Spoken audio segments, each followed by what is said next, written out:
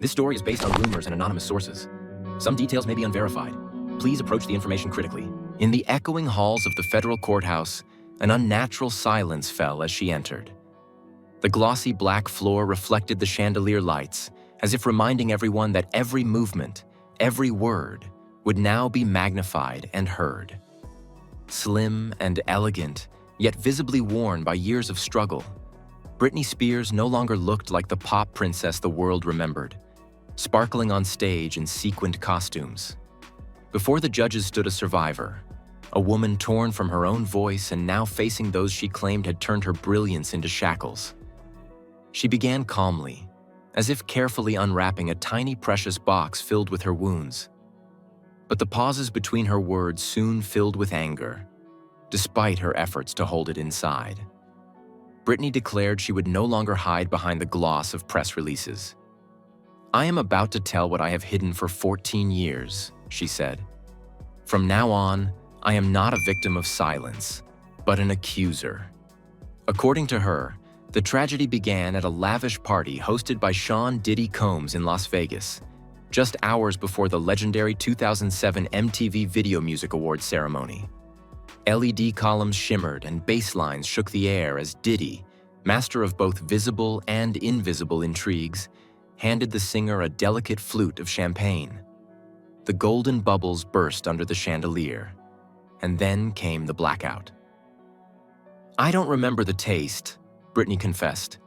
"Only a bitter metallic aftertaste on my tongue and a sinister ringing in my ears." Waking up the next morning, she couldn't form coherent thoughts. Her legs trembled and her makeup ran.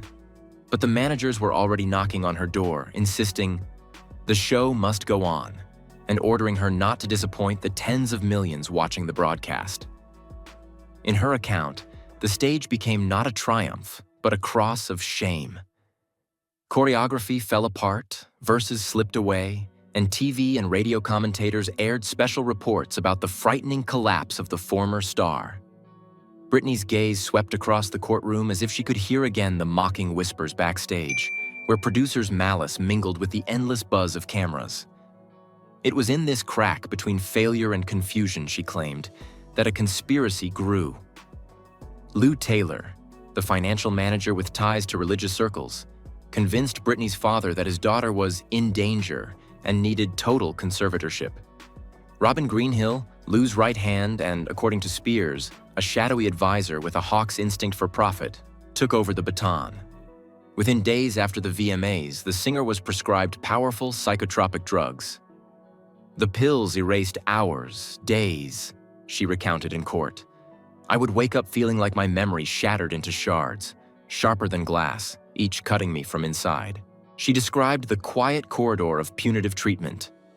Narrow halls, metallic echoes of footsteps, the sterile smell of bleach, and stress tests that felt more like psychological torture. Britney insisted that every time she tried to call friends, the line sounded suspiciously hollow, as if someone was tapped into the connection. When she demanded to stop medication, the dosage was increased or she was threatened with indefinite psychiatric hospitalization. Meanwhile, TreeStar, the company associated with Lou Taylor, methodically funneled the artist's earnings into accounts over which she claimed to have no control. "I performed in Vegas in front of thousands," her voice cracked, "and then returned to my room asking permission just to buy a hamburger." Britney paid particular attention to the invisible surveillance. According to her, black box security installed cameras in her bedroom and living room, also duplicating iCloud contents to review messages and email drafts.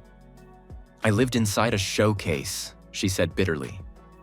"An aquarium where the fish doesn't know it's being watched while someone taps the glass."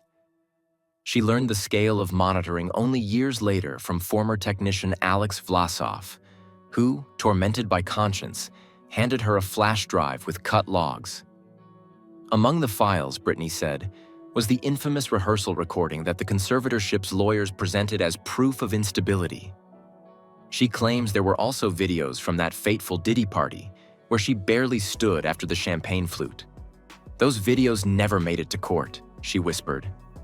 "But they were the chains that held me for 14 years. One of the most dramatic moments of her testimony was the story of a best friend empty. a note dated 2009.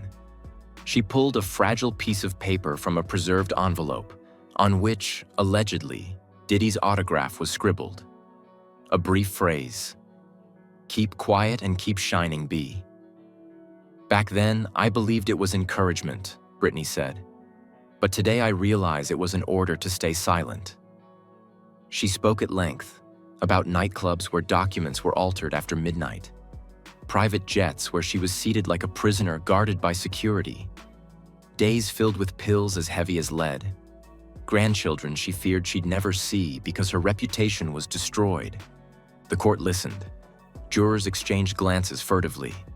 Diddy's and Tristar's lawyers stood up repeatedly, protesting the lack of direct evidence.